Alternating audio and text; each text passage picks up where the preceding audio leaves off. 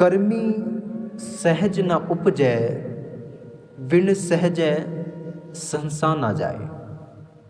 ਪਾਵਨ ਗੁਰਬਾਣੀ ਦੀ ਸ਼ੁਰੂਆਤ, ਪਾਵਨ ਪੰਕਤੀ ਕਰਮ ਦੀ ਗੱਲ ਕਰ ਰਹੀ ਹੈ। ਇਨਸਾਨ ਦੇ ਜਿਹੜੇ ਕਰਮ ਨੇ ਉਹ ਲਿਖੇ ਜਾ ਰਹੇ ਨੇ ਜੀ।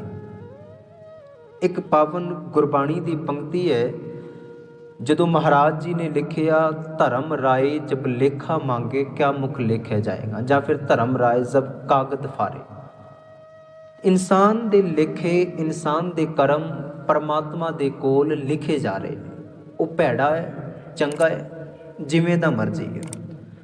ਪਰ ਜਦੋਂ ਇਨਸਾਨ ਆਪਣੇ ਅੰਦਰ ਝਾਤ ਮਾਰ ਕੇ ਵੇਖਦਾ ਹੈ, ਇਨਸਾਨ ਦੇ ਦਿਮਾਗ ਦੇ ਅੰਦਰ ਵੀ ਇੱਕ ਲੇਖ ਲਿਖਿਆ ਜਾਂਦਾ ਹੈ। ਗੁਰੂ ਫਰਮਾਣਾ, ਇੱਕ ਧਰਮ ਰਾਜ ਤੇ ਉਹ ਹੈ ਜੋ ਉੱਤੇ ਬੈਠਿਆ ਇਨਸਾਨ ਦੇ ਸਰੀਰ ਦੇ ਵਿੱਚੋਂ ਇਹਦੀ ਰੂਹ ਨੂੰ ਲੈ ਕੇ ਚਲਾ ਜਾਏਗਾ। ਪਰ ਇੱਕ ਧਰਮ ਰਾਜ ਇਨਸਾਨ ਦੇ ਆਪਣੇ ਅੰਦਰ ਹੈ, ਇਹਦੇ ਅੰਦਰ ਬੈਠ ਕੇ ਉਹ ਲੇਖਾ ਲਿਖਿਆ। ਉਹ ਕਿਹੜਾ ਲਿਖਿਆ ਤੁਸੀਂ ਵੇਖਣਾ। ਭਾਵੇਂ ਅਸੀਂ ਮੈਮੋਰੀ ਦੀ ਗੱਲ ਕਰਦੇ ਹਾਂ, ਚਿਪ ਦੀ ਗੱਲ ਕਰਦੇ ਹਾਂ, ਬਹੁਤ ਜ਼ਿਆਦਾ ਜੀਵੀ ਦੀ ਉਹਦੇ ਅੰਦਰ ਆ ਸਕਦੀ ਹੈ। ਪਰ ਜਦੋਂ ਇਨਸਾਨ ਦੀ ਦਿਮਾਗ ਦੀ ਮੈਮੋਰੀ ਦੀ ਗੱਲ ਕਰਾਂਗਾ, ਇਹਦੇ ਤੋਂ ਵੱਡੀ, ਇਹਦੇ ਤੋਂ ਬਹੁਤ ਜੀ ਵੱਡੀ ਅੱਜ ਤੱਕ ਦੁਨੀਆ ਦੇ ਵਿੱਚ ਕੋਈ ਮੈਮੋਰੀ ਨਹੀਂ। ਬਚਪਨ ਤੋਂ ਲੈ ਕੇ ਅੱਜ ਤੱਕ ਦੀਆਂ, ਭਾਵੇਂ ਇਨਸਾਨ 70 ਸਾਲ ਦਾ ਹੋ ਜਾਵੇ, ਸਾਰੀਆਂ ਗੱਲਾਂ ਇਸ ਮੈਮੋਰੀ ਦੇ ਵਿੱਚ ਫਿੱਟ ਨੇ। ਭਾਵ ਇਹਦਾ ਲੇਖਾ ਇਹਦੇ ਦਿਮਾਗ ਦੇ ਵਿੱਚ ਆਪਣੇ ਆਪ ਲਿਖਿਆ ਜਾ ਰਿਹਾ। ਇਨਸਾਨ ਜਦੋਂ ਇੱਕ ਗਲਤੀ ਕਰਦਾ ਹੈ ਤੇ ਜਦੋਂ ਉਸ ਗਲਤੀ ਨੂੰ ਸੁਧਾਰਨ ਦੀ ਕੋਸ਼ਿਸ਼ ਕਰਦਾ ਹੈ, ਬਾਅਦ ਦੇ ਜੀ ਵਿੱਚ ਜੇਕਰ ਉਹ ਗਲਤੀ ਉਹਦੇ ਤੋਂ ਦੁਬਾਰਾ ਹੋਵੇ, ਉਹ ਰੋਕ ਲੈਂਦਾ ਆਪਣੇ ਆਪ ਨੂੰ। ਨਹੀਂ, ਇਸ ਗਲਤੀ ਦਾ ਨਤੀਜਾ, ਮੈਂ ਪਿਛਲੀ ਵਾਰ ਇਹ ਗਲਤੀ ਕੀਤੀ ਸੀ ਤੇ ਇਹਦਾ ਨਤੀਜਾ ਇਹ ਨਿਕਲਿਆ ਸੀ। ਇਨਸਾਨ ਨੇ ਆਪਣੇ ਕਰਮ ਆਪ ਲਿਖੇ ਨੇ। ਛੋਟੀ ਜਿਹੀ ਪਾਵਨ ਪੰਕਤੀ ਜਪਜੀ ਸਾਹਿਬ ਜੀ ਸ਼ਲੋਕ ਦੇ ਅੰਦਰ, ਕਰਮੀ ਆਪੋ ਆਪਣੀ ਕੇ ਨੇੜੇ ਕੇ ਦੂਰ। ਇੱਕ ਇਨਸਾਨ ਉਹ ਹੈ ਜੋ ਕਰਮ ਚੰਗਾ ਕਰਦਾ ਹੈ ਤੇ ਆਪਣੇ ਆਪ ਨੂੰ ਗੁਰੂ ਦੇ ਨਾਲ ਜੋੜ ਲੈਂਦਾ ਹੈ। ਨੇੜੇ ਮਤਲਬ ਕਿ ਨੇੜੇ ਹੋ ਜਾਂਦਾ ਹੈ, ਪਾਸ ਹੋ ਜਾਂਦਾ ਹੈ। ਕੇ ਦੂਰ, ਤੇ ਇੱਕ ਉਹ ਹੈ ਜਿਹੜਾ ਭੈੜੇ ਕਰਮ ਕਮਾ ਕੇ ਗੁਰੂ ਤੋਂ ਦੂਰ ਹੋ ਜਾਂਦਾ ਹੈ। ਦੋਵੇਂ ਮਹਾਰਾਜ ਜੀ ਨੇ ਪੰਕਤੀ ਵਰਤੀ, ਇੱਕ ਚੰਗੇ ਦੀ ਤੇ ਇੱਕ ਬੁਰੇ ਦੀ। ਕੇ ਨੇੜੇ ਕੇ ਦੂਰ, ਇੱਕ ਉਹ ਹੈ ਜਿਹੜਾ ਨੇੜੇ ਹੋ ਗਿਆ, ਕਰਮ ਚੰਗੇ ਸੀ, ਤੇ ਇੱਕ ਉਹ ਹੈ ਜਿਹਨੇ ਕਰਮ ਭੈੜੇ ਕੀਤੇ ਨੇ ਤੇ ਉਹ ਗੁਰੂ ਤੋਂ ਦੂਰ ਹੋ ਜਾਂਦਾ ਹੈ। ਜਾਂ ਫਿਰ 12 ਮਹਾ ਗੁਰਬਾਣੀ ਪੜ੍ਹਦੇ ਹਾਂ ਜੀ, ਕਿਰਤ ਕਰਮ ਕੇ ਵਿਛੜੇ ਕਰ ਕਿਰਪਾ ਮਿਲੋਰਾ।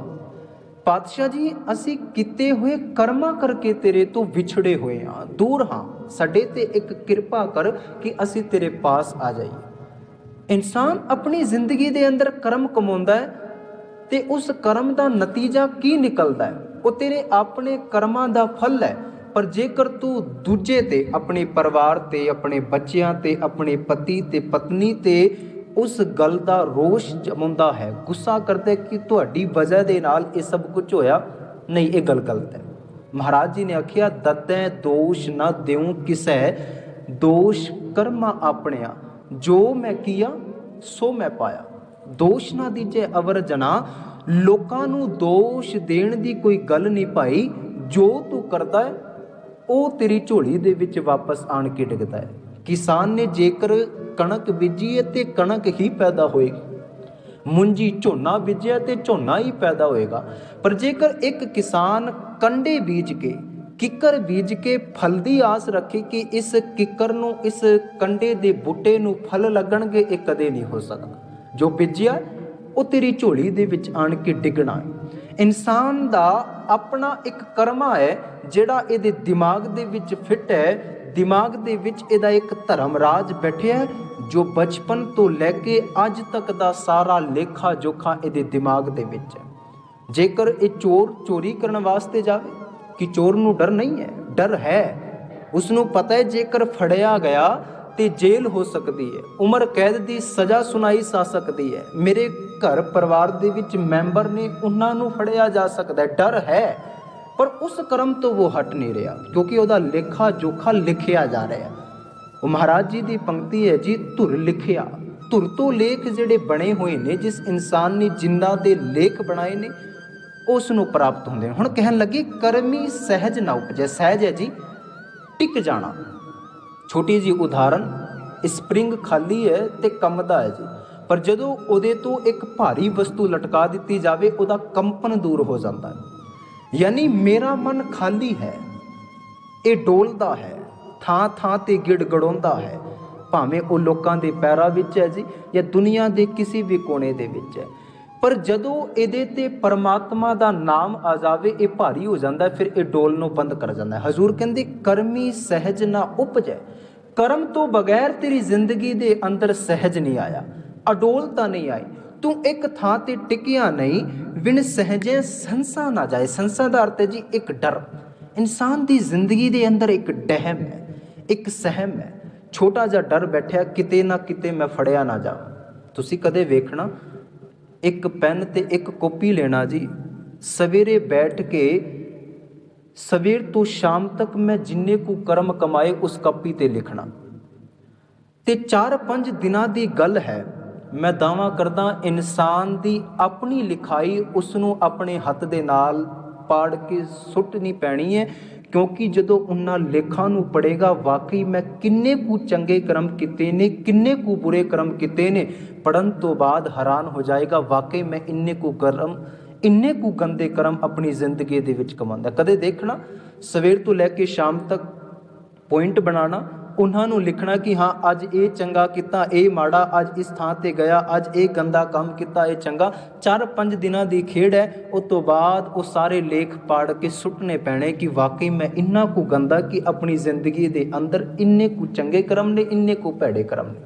ਉਹ ਜਿਹੜਾ ਡਰ ਹੈ, ਸੰਸਾ ਦਾ ਅਰਥ ਹੈ ਸਹਿਮ, ਡਰ ਬੈਠਿਆ ਜੀ, ਡਰਿਆ। ਹਰ ਇੱਕ ਦੁਨੀਆ ਦਾ ਇਨਸਾਨ ਡਰਦਾ ਹੈ ਜੀ, ਭਾਵੇਂ ਉਹਦਾ ਆਪਣਾ ਬਿਜ਼ਨਸ ਹੈ ਕਿ ਮੈਂ ਝੂਠ ਬੋਲਿਆ ਕਿਤੇ ਉਹ ਫੜਿਆ ਨਾ ਜਾਵੇ। ਘਰ ਦੇ ਵਿੱਚ 4 ਮੈਂਬਰ ਨੇ, ਜੇਕਰ ਅਸੀਂ ਫੋਨਾਂ ਦੀ ਗੱਲ ਕਰੀਏ ਸਾਨੂੰ ਪਾਸਵਰਡ ਰੱਖ ਕੇ ਆਪਣੇ ਫੋਨ ਦੇ ਵਿੱਚ ਰੱਖਣੇ ਪੈਂਦੇ ਨੇ ਕਿ ਕਿਤੇ ਮੈਂ ਆਪਣੇ ਘਰ ਦੇ ਮੈਂਬਰ ਦੇ ਕੋਲੋਂ ਵੀ ਫੜਿਆ ਨਾ ਜਾਵਾਂ। ਹਕੀਕਤ ਗੱਲ ਹੈ, ਇਹ ਸਾਡੀ ਆਮ ਜ਼ਿੰਦਗੀ ਦੀ ਗੱਲ ਹੈ ਜੀ। ਭਾਵੇਂ ਪਤੀ ਨੇ ਪਤਨੀ ਤੋਂ ਚੋਰੀ ਪਾਸਵਰਡ ਲਾਇਆ ਤੇ ਭਾਵੇਂ ਪਤਨੀ ਨੇ ਪਤੀ ਤੋਂ ਲਾਇਆ, ਆਪਣੇ ਬੱਚੇ ਮਾਪਿਓ ਤੋਂ ਲਾ ਰਹੇ ਨੇ। ਇੱਕ ਜ਼ਿੰਦਗੀ ਦੇ ਅੰਦਰ ਡਰ ਹੈ। ਇਸ ਡਰ ਦੀ ਮਹਾਰਾਜ ਨੇ ਗੱਲ ਕੀਤੀ, ਕਿਹੜੇ ਕਰਮਾਂ ਵੱਲ ਜਾ ਰਿਹਾ, ਕਿਹੜੇ ਕਰਮ ਤੋਂ ਆਪਣੀ ਜ਼ਿੰਦਗੀ ਦੇ ਅੰਦਰ ਕਮਾਉਣੀ ਸ਼ੁਰੂ ਕਰ ਰਿਹਾ। ਇਹ ਜਿਹੜਾ ਸਹਿੰਸਾ ਹੈ ਨਾ, ਜੇਕਰ ਇਸ ਸਹਿੰਸੇ ਨੂੰ, ਇਸ ਡਰ ਨੂੰ ਤੂੰ ਦੂਰ ਕਰਨਾ ਚਾਹੁੰਦਾ ਤੇ ਸਹਿਜ ਤੋਂ ਬਗੈਰ ਨਹੀਂ ਦੂਰ ਹੋਣਾ। ਤੇ ਸਹਿਜ ਮਿਲੇਗਾ ਕਿੱਥੇ? ਹਜ਼ੂਰ ਨੇ ਆਖਿਆ ਗੁਰ ਤੇ ਜਾਣਿਆ। ਇਸ ਸਹਿਜ ਨੂੰ ਜੇਕਰ ਪ੍ਰਾਪਤ ਕਰਨਾ ਚਾਹੁੰਦਾ, ਸਹਿਜ ਦਾ ਅਰਥ ਹੈ ਜੀ ਆਨੰਦ, ਖੁਸ਼ੀ ਦੀ ਗੱਲ ਕਰ ਲਈ। ਜੇਕਰ ਡਰ ਨੂੰ ਦੂਰ ਕਰਨਾ ਚਾਹੁੰਦਾ ਤਾਂ ਖੁਸ਼ੀ ਤੇਰੀ ਜ਼ਿੰਦਗੀ ਦੇ ਅੰਦਰ ਬਹੁਤ ਅਹਿਮੀਅਤ ਰੱਖਦੀ ਹੈ। ਜਦੋਂ ਤੱਕ ਆਨੰਦ ਨਹੀਂ ਆਏਗਾ, ਖੁਸ਼ੀ ਨਹੀਂ ਆਏਗੀ, ਉਦੋਂ ਤੱਕ ਤੂੰ ਡਰ ਨੂੰ ਦੂਰ ਨਹੀਂ ਕਰ ਸਕਦਾ। ਡਰ ਤੇ ਜਿੱਤ ਹਾਸਲ ਕਰਨੀ ਹੈ ਤਾਂ ਤੈਨੂੰ ਕਰਮ ਚੰਗਾ ਕਰਨਾ ਪੈਣਾ ਹੈ। ਇੱਕ ਹੀ ਪੰਕਤੀ ਕਿੱਥੋਂ ਤੱਕ ਵਿਚਾਰ ਪੈਦਾ ਕਰੀਏ, ਸੋਚ ਕੇ ਵੇਖੀਏ। ਕਰਮੀ ਸਹਿਜ ਨਾ ਉਪਜੈ, ਕਰਮ ਤੋਂ ਬਗੈਰ ਆਨੰਦ ਨਹੀਂ ਹੈ। ਤੇ ਜਿਹੜਾ ਜ਼ਿੰਦਗੀ ਦੇ ਅੰਦਰ ਡਰ ਹੈ, ਸਹਿਮ ਹੈ, ਇਹ ਡਰ ਜੇਕਰ ਦੂਰ ਕਰਨਾ ਚਾਹੁੰਦਾ ਤੇ ਆਨੰਦ ਤੋਂ ਬਗੈਰ ਨਹੀਂ ਦੂਰ ਹੋਣਾ। ਨਹਿ ਜਾਏ, ਫਿਰ ਦੁਬਾਰਾ ਕਹਿੰਦੇ ਨਹੀਂ ਜਾਏਗਾ। ਸੰਸਾ, ਇਹ ਜਿਹੜਾ ਸੰਸਾ ਤੂੰ ਮਨ ਦੇ ਵਿੱਚ ਪੈਦਾ ਕੀਤਾ ਹੈ, ਕਿਤੇ ਸੰਜਮ ਰਹੇ ਕਰਮ ਕਮਾਏ, ਭਾਈ ਕਰਮ ਕਮਾ ਲੈ ਤੇ ਕਰਮ ਦੇ ਨਾਲ ਇਹ ਦੂਰ ਹੋ ਜਾਏਗਾ। ਕਰਮ ਹੋ ਰਹੇ ਜੀ ਚੰਗੇ। ਇੱਕ ਪਾਵਨ ਪੰਕਤੀ ਹੈ ਜੀ ਧੰਨ ਗੁਰੂ ਨਾਨਕ ਮਹਾਰਾਜ ਜੀ ਦੀ ਸ੍ਰੀ ਰਾਗ ਦੇ ਅੰਦਰ, ਪਾਵਨ ਅੰਕ ਹੈ ਜੀ ਗੁਰਬਾਣੀ ਦਾ 16। ਜਾਲ ਮੋਹ ਘਸ ਮਸ, ਉਹਨਾਂ ਨੇ ਗੱਲ ਕੀਤੀ।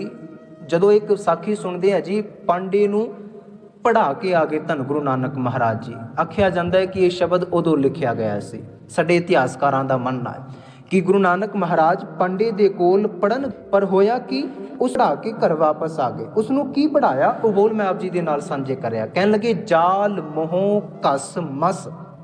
ਜਾਲ ਹੈ ਜੀ ਇਹ ਜਿਹੜਾ ਤੇਰੀ ਜ਼ਿੰਦਗੀ ਦੇ ਅੰਦਰ ਮਾਇਆ ਦਾ ਮੋਹ ਪੈਦਾ ਹੋ ਰਿਹਾ, ਇਸ ਨੂੰ ਜਲਾ ਦੇ, ਇਸ ਨੂੰ ਸਾੜ ਦੇ। ਤੇ ਇਸ ਸਾੜਨ ਤੋਂ ਬਾਅਦ ਰਾਖ ਜਿਹੜੀ ਪੈਦਾ ਹੋਏਗੀ, ਭਾਵ ਦਵਾਤ ਦੀ ਗੱਲ ਕੀਤੀ ਉਹਨਾਂ ਨੇ। ਇਸ ਮੋਹ ਨੂੰ ਸਾੜ ਕੇ ਆਪਣੀ ਜ਼ਿੰਦਗੀ ਦੇ ਅੰਦਰ ਤੂੰ ਇੱਕ ਦਵਾਤ ਬਣਾ। ਉਸ ਦਵਾਤ ਤੋਂ ਬਣਾ ਕਹਿਣ ਲੱਗੇ ਮਤ ਕਾਗਜ਼। ਮਤ ਦਾ ਅਰਥ ਹੈ ਜੀ ਮੇਰੀ ਬੁੱਧੀ। ਇਸ ਮਤ ਨੂੰ, ਇਸ ਅਕਲ ਨੂੰ ਤੂੰ ਕੀ ਕਰਨਾ ਹੈ? ਕਾਗਜ਼ ਦਾ ਅਰਥ ਹੈ ਜੀ ਕਾਗਜ਼। ਇੱਕ ਕਾਗਜ਼ ਬਣਾ ਲੈ। ਲੇਖ ਕਿੱਦਾਂ ਲਿਖੇ ਜਾਣੇ ਉਹ ਗੱਲ ਮੈਂ ਆਪ ਜੀ ਦੇ ਨਾਲ ਸਾਂਝੀ ਕਰਨਾ ਕਿ ਮਾਇਆ ਨੂੰ ਤੂੰ ਜਲਾ ਕੇ, ਸਾੜ ਕੇ ਉਹਦੀ ਦਵਾਤ ਬਣਾ। ਆਪਣੀ ਇਸ ਅਕਲ ਨੂੰ ਕਾਗਜ਼ ਬਣਾ। ਭਾਉ ਕਲਮ ਕਰ ਚਿਤ ਲਿਖਾਰੀ। ਤੇ ਜਿਹੜਾ ਤੇਰੇ ਅੰਦਰ ਪ੍ਰੇਮ ਹੈ, ਪਿਆਰ ਹੈ, ਉਸ ਨੂੰ ਕਲਮ ਬਣਾ। अपना पैण बना लै ते अपने इस मन नूं लिखारी बना। कितनी कमाल दी पंक्ति है। माया नूं साड़ के दवात बना ली जी, अल नूं अकल नूं बुद्धि नूं कागज़ बना लिया, प्रेम नूं अपनी कलम बना लिया ते मन नूं लिखारी बना लिया। हुण मन लेख लिखेगा ते लिखना की है, गुर पुछ लिख विचार। गुरु नूं पुछ के तू लेख लिखने शुरू कर। जो तेरा गुरु कहंदा है उसनूं लिख। लिख नाम, लिखना की है जी, परमात्मा दा नाम लिख। सलाह लिख, सलाह दा अर्थ है सिफत सलाह। लिख नाम सलाह लिख, लिख अंत ना पारावार। इस अपनी अकल दे उत्ते अपने मन दे नाल ये बोल पक्की पैन दे नाल लिख दे कि अंत जी, परमात्मा जी तुहाडा अंत वाला बनना कोई नहीं है, अंत ना पारावार। तुहाडे अंत तक अज तक कोई भी इंसान ना जा सकिया। लिख नाम सलाह लिख, लिख अंत ना पारावार। अपनी इस कलम दे नाल मन दे विचों आवाज़ कढ़ पाई, बाबा ये लेखा लिख। ये लेखा अपनी इस मत के उत्ते लिखेगा। जिथे लेखा मंगीए तिथे होए सच्चा निशान। जिथे जिथे तेरे लेखा दा उत्तर मंगया जाएगा, फिर ये लेखा तेरे कम आएगा, ये लेखा तेरे कोल होएगा। कर्मी सहज ना उपजै, विण सहजै सहसा ना जाए। जेकर सहसा दूर करना पैना तो फिर अपनी इस अकल दे उत्ते मन दे नाल लेख लिखने पैने हैं। सह सह जियो मलीन है, कित संजम धोता जाए। ये जड़ा सेंसा है ना, ये डर है, बहुत गंदा है, मैला है, मलीन है। सवाल किया कित संजम धोता जाए, किवें धोया जा सकता है जी। हरेक इंसान धोना चाहता है। फिर हजूर जी कहते मन धोवो, मन नूं धो, शब्द लगो। शब्द दे नाल जदों इस मन नूं धोवेगा, हरस्यों रहो चित लाए। हरि दे नाल चित जोड़ के अपना प्यार अपना आप गुरु नूं सौंप के उहदे नाल जुड़ेगा, अपने मन नूं धोवेगा। कल दे दीवान दे विच पंक्ति आई सी जी, भरिए मत पापां कै संग ओ धोपै नावै कै रंग। अपने इस मन नूं अपने इस मत नूं गुरबाणी दे नाल धो के गुरु दे नाल लग। अखीर दे विच बेनती करदे महाराज, कह नानक गुर प्रसादी। धन गुरु अमरदास महाराज जी कहंदे गुर प्रसादी, गुरु दी किरपा दे नाल सहज उपजै। सहज दा अर्थ है आनंद, अडोलता आ सकदा है, उपजै पैदा हो सकदा है। ये सेंसा इम जाए। पहले सवाल किया सी किवें जा सकता है, फिर हजूर कहंदे इउं जाए भाई, इवें जा सकता है। करना की है, मन धोवो, गुरबाणी दे नाल मन नूं धो, शब्द लागो, शब्द नूं अपनी जिंदगी दा आधार बना। हरस्यों रहो चित लाए, हरि दे नाल चित जोड़। कह नानक गुर प्रसादी। गुरु अमरदास महाराज जी कहते गुरु की कृपा दे नाल सहज उपजै, आनंद भी पैदा हो जाएगा। ये सेंसा इव जाए ते ये सहम, ये डर तेरी जिंदगी दे विच बैठिया है, ये दूर हो जाए।